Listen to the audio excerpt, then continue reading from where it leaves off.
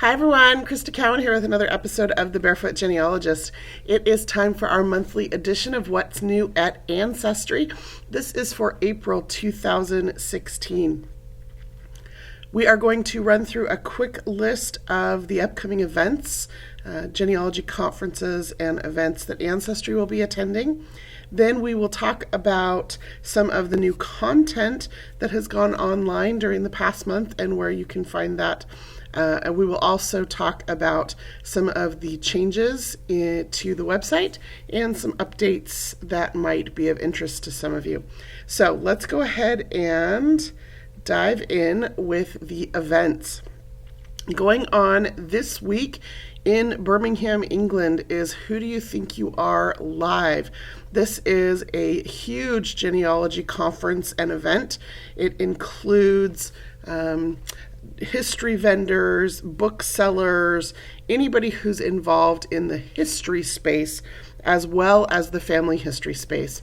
I think the reason that that's such a unique event is because it really brings to mind the importance of understanding local history and events that were going on in the lives of our ancestors. It helps to put them in context. It helps us to understand more about their lives and why they made the choices that they made. And so if you live in or near Birmingham, England, or can get there this weekend, be sure to check out that event. Now, if you are in the United States or have plans to visit the U.S. in one of these areas, we have some conferences coming up here as well. The National Genealogical Society's annual conference will be in Fort Lauderdale, Florida, the 4th through the 7th of May. So in just about a month, you can go to their website, conference.ngsgenealogy.org, to register to see the list of presenters and to get a feel for the conference.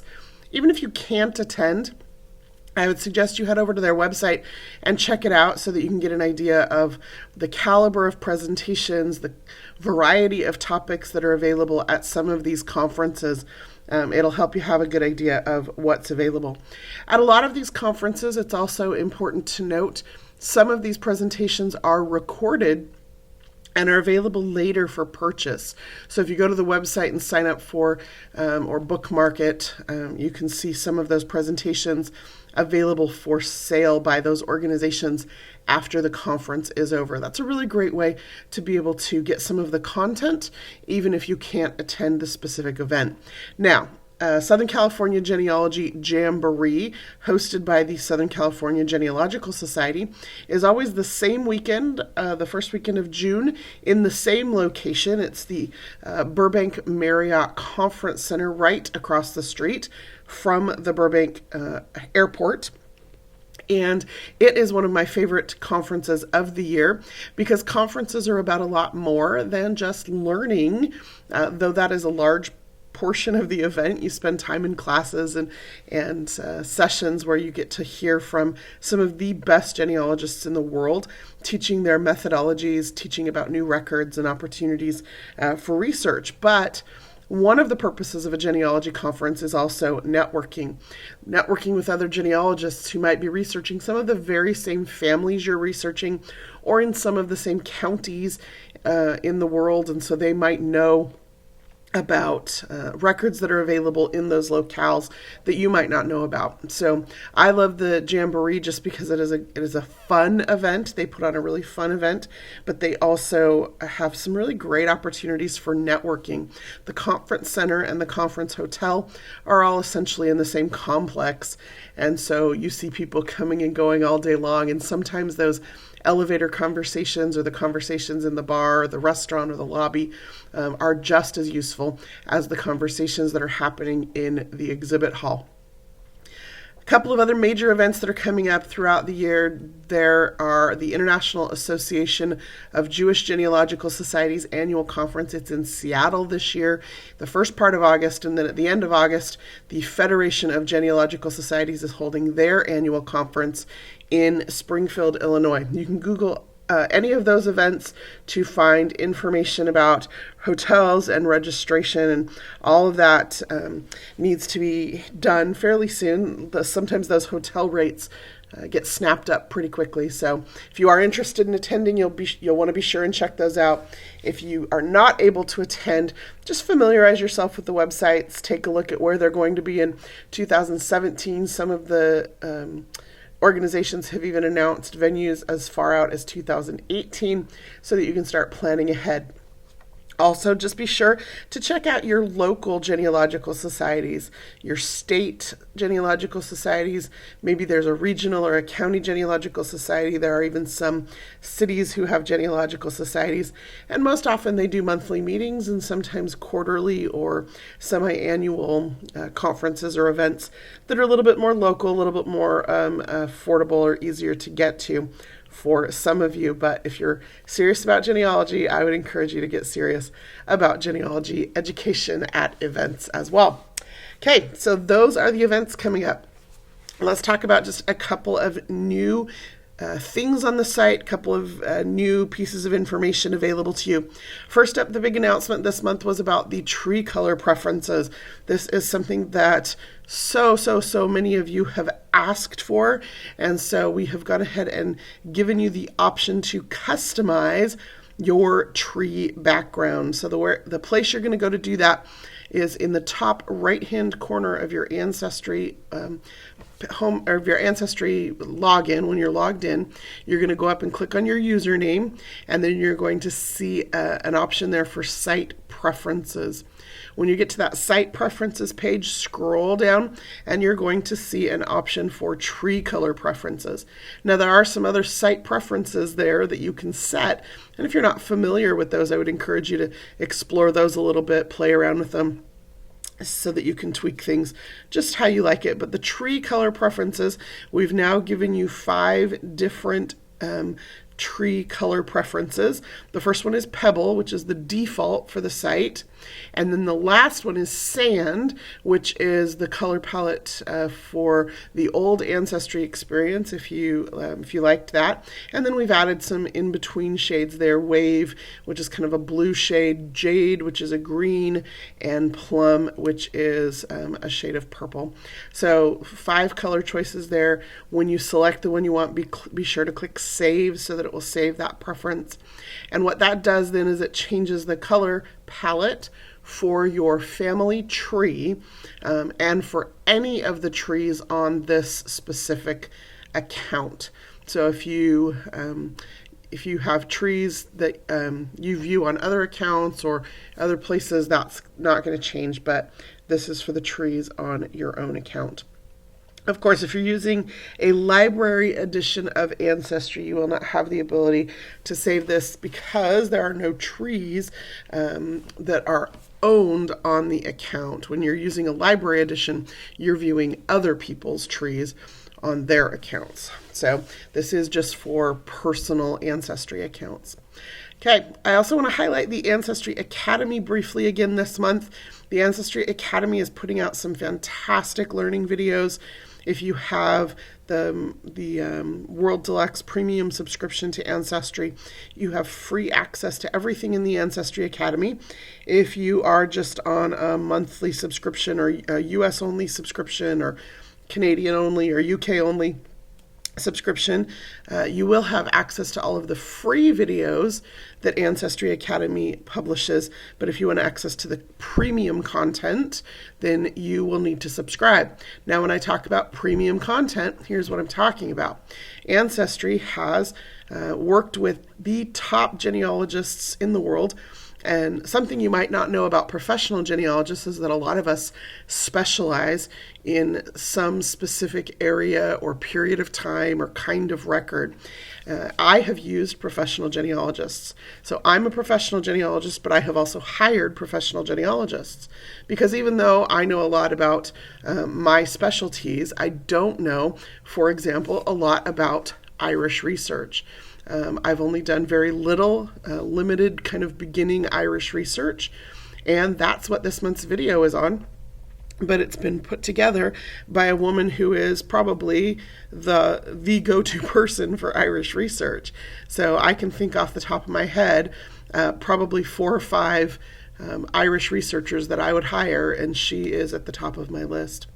So we do have a video there that is new from Eileen O'Doul about beginning Irish research, for those of you who are interested in learning more about that. And then David Rencher has done a video for us on the War of 1812 and the records that come out of that conflict that will help us with our family history. So those are just a couple of the premium content videos that have been released this month, but you'll want to head on over to the Ancestry Academy, take a look at what's going on there and see what you can do to learn more about your family history, about the records that are available, about the different kinds of records that are kept in different parts of the world, and how that research differs or changes as you start to dive into some of those records. It's going to make you more successful. It's going to make your climb up your family tree more accurate, and certainly a lot more fun. Okay, last thing here on our what's new before we dive into content is the Ancestry blog. If you're not following that, I would strongly encourage you to. You just go to blogs, plural, B-L-O-G-S, blogs.ancestry.com. There is an RSS feed you can sign up for, or email notifications, so that you see what's happening throughout the month. But I did want to highlight one particular blog post this month.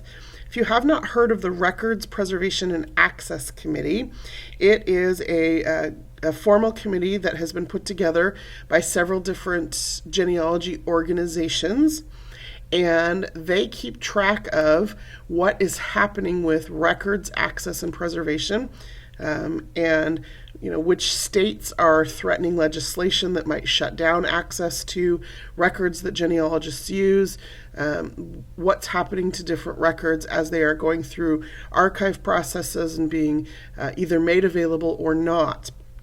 And they work to make sure that records are available for genealogists. So there was a blog post by Jan Meisels-Allen. She is the chairperson of the Public Records Access Monitoring Committee of the International Association of Jewish Genealogical Societies. That's a mouthful.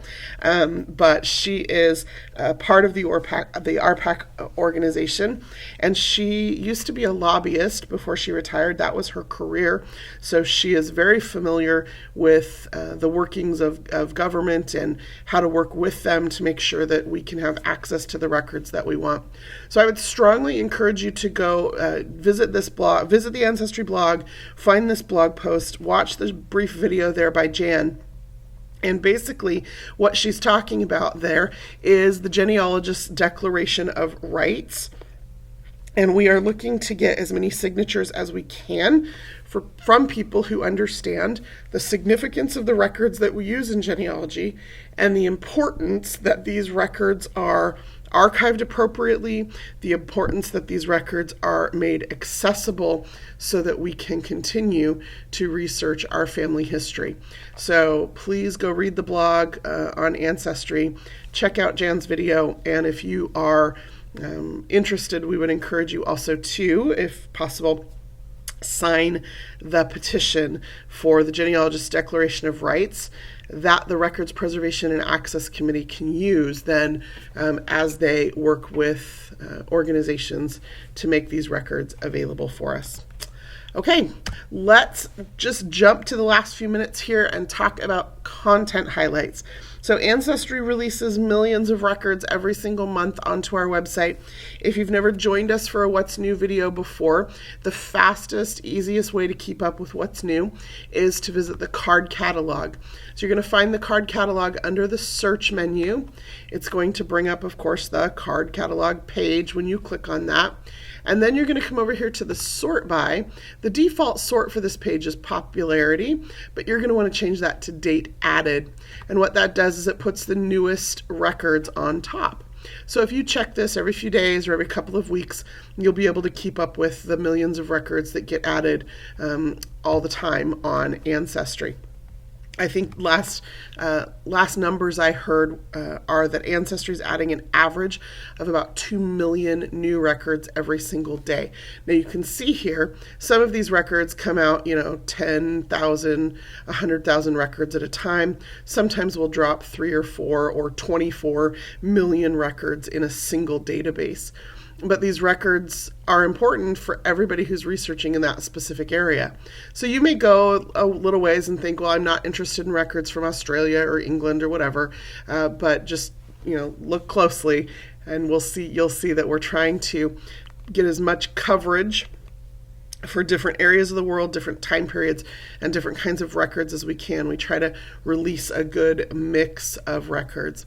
So I just want to highlight a few specific collections, and they may not pertain to you specifically, but I would encourage you to pay attention because your family may not be from Arizona, where these particular voter registration records have come out of, but knowing that voter registration records exist and what you can do with them might inspire you to go look in the state or place where your ancestor was from and see what you can do with those records. So we have these Arizona voter registration records. These records cover 1874 to 1932. Now, these might not seem like to some of you, like a traditional genealogy record. And granted, they are not a birth, marriage, or death record. However, these records are really valuable because they can fill in gaps in between census records. So if your family moved a lot, even if they just moved counties within a single state, voter registration records allow you to kind of track their movement between censuses. The other reason voter registration records are important genealogically is because if you don't have a birth record for a person, and birth records really are a fairly new thing in the United States. A lot of states didn't start keeping birth records until the early 1900s. So if you've got family members who were born, in the mid 1800s, early 1800s, voter registration records can give you a clue to how old someone was or about when they were born. It can be an additional piece of evidence about birth year. And the reason is because of voting ages. So in some places, based on the law of the place at the time, men could not vote until they turned 21. Then, of course, in some places, that age was lowered to 18. And then at a certain point in history, women were added to that. Women were then allowed to vote. And so we see if somebody is not in a voter registration list, year after year, and then all of a sudden they show up in a voter registration list, that is an indication that they either just moved into that place or they just turned 21 or they just turned 18. So understanding the law in the time and the place that you're researching about voting ages and about women's voting rights will help you understand these records a little bit better. And like I said, can also give you additional evidence of a birth year for an individual in your family tree. So that's how I use voter registration records. Next up, we released a huge collection, and by huge, I mean like 24 million records from Baden, Germany. These are Lutheran church records. So church records are a little bit different than civil records. Civil registration records are where the government tracks birth, marriages, and deaths. Church records kind of follow along, but they track church ordinances. So in this case, they're going to track baptisms, which correlate often with birth. Oftentimes in many religions, children are baptized shortly after or within a year or two of birth, and sometimes those records include their birth date. So baptismal records, marriage records, where those marriages were performed by the clergy, and then instead of death records, we're going to get burial records, because most often in some of these strong religious communities, those burials are taking place in a churchyard with the funeral service performed by the clergy. So you're going to get baptism, marriage, and burial as opposed to birth, marriage, and death. So these are Lutheran church records out of Baden, Germany. They start in the 1500s. Now, the earliest record in this collection starts in 1502, but the majority of the records in this collection from the different churches start in the mid to mid-late 1500s. 1566 is kind of a big surge year here in this particular collection. But just the fact that these go back to the 1500s kind of blows my mind. A lot of records lost over time, not a a lot of records kept throughout time. So most of us have brick walls in our family history, early 1700s, mid 1600s. So the fact that there are these records that go back to the mid 1500s gives us another 100 years. That's almost, in some cases, another 3 or 4 generations of family history that we're able to track because of some of these really great, really rich, detailed church records. These church records also go through 1985, so really great if you have family still in Germany that you may have lost track of over time, to be able to see if there's some information about them in these records. These records are in German, so just be aware of that. We have given you some field labels that are in English so that you know what some of the fields mean, but the records themselves are in German. These records are also just an index. Okay, so there's a big difference. Sometimes the archives and libraries and repositories that Ancestry gets records from allow us to actually have copies of or microfilms of the original records, which we are then able to digitize and put images of online. Sometimes all they will give us is an index to those records. So when you find someone in a collection like this where it is just an index, I would strongly encourage you to contact the archive, and you can just see where Ancestry obtained these records from.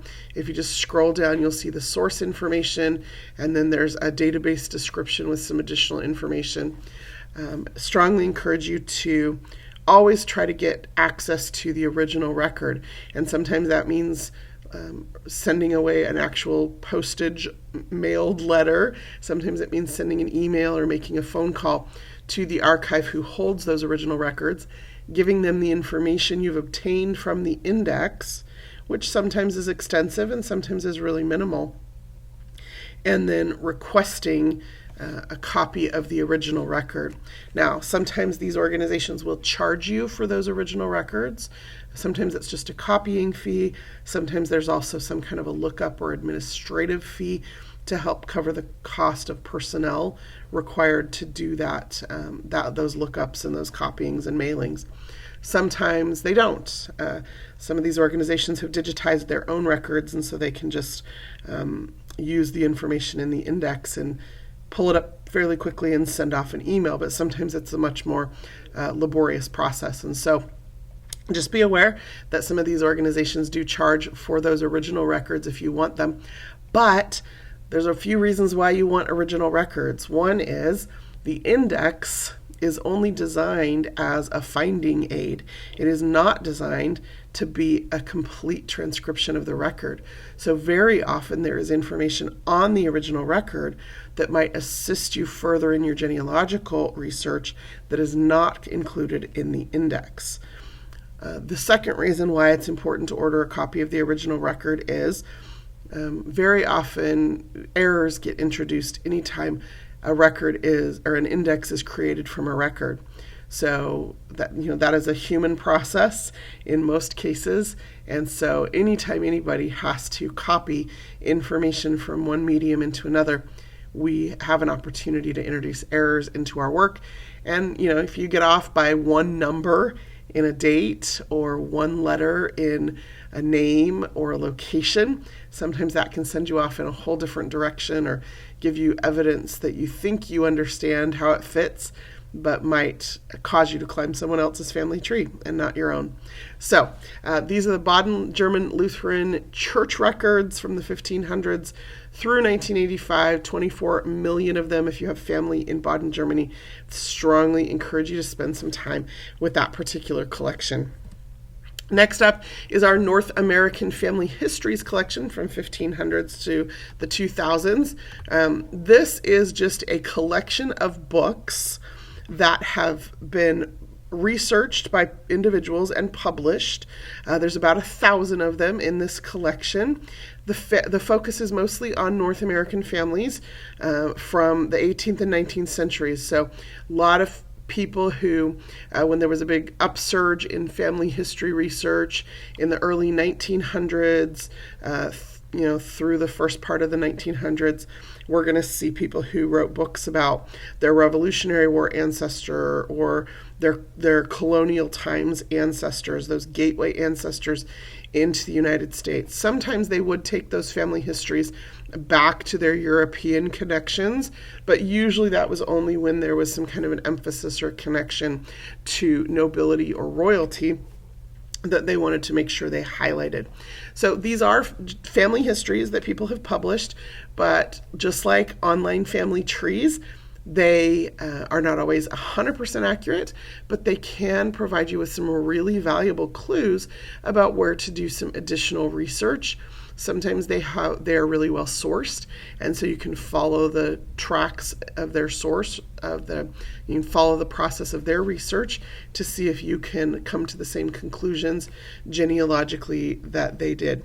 Now, these are images of published books, and so, of course, you do have a browse box over here, so you can just jump to a specific book if you have a particular surname that you're interested in. For example, the genealogy of the Chessman family in the United States from 1713 to 1893.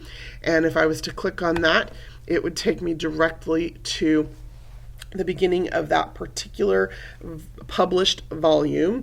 And then, much like I would just page through a book on any other electronic device, I can go page by page through this particular volume and read it, or I can use these numbers down here at the bottom. I can jump to the end of the volume, see if there's a printed index, and go through it that way. Now, you can also search this. So if you're interested in searching a specific set of records, you can do that. Ran into a couple little image snags there because I think my internet connection is having some problems here. So always make sure you have a good, strong internet connection when you're trying to access images to download.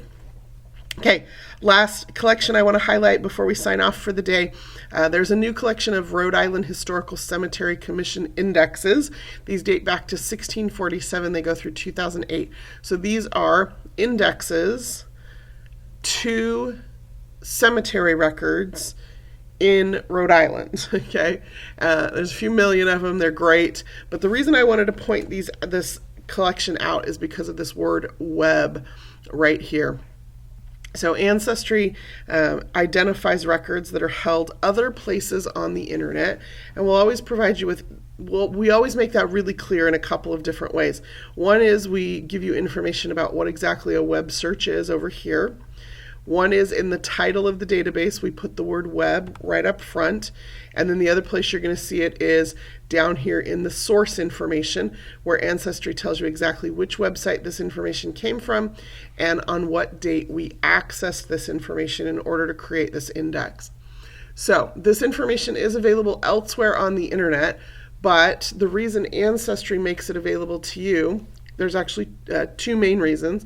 One is the whole concept of one-stop shopping, right? Instead of having to know that this record exists or that there is such a thing as the Rhode Island Historical Cemetery Commission, and having to find this information out on the internet somewhere through a series of internet searches or however you would get to it, we've just pulled this directly into Ancestry so that you can access it from here. Now, when you do find a record in this collection, after you search and you click on it, it will take you out to their website. Okay, so we're just serving as a portal for that information. The second reason why we do this is because if you find it on Ancestry, if you can find it through our search mechanism, it actually allows you to attach a link to this record directly to your tree. So instead of having to manually create a source citation or a web link, we're going to be able to do that for you in a little bit more automated fashion with these records. So that's anytime you see the word web on the beginning of a database title on Ancestry, it's because we have found this information published somewhere else on the internet by an organization, and we've been able to make it searchable through Ancestry. So hopefully that helps you understand those collections a little bit better. Well, that is all I have prepared for you today for our What's New episode. I'm actually on the road today, so there will be no live Q&A on Facebook following this presentation. But if you do have any questions, feel free to leave a comment here on YouTube. I will be reading those when I get back into the office on Thursday and answer any specific questions that you might have. Until next time, this is Crista Cowan. Have fun climbing your family tree.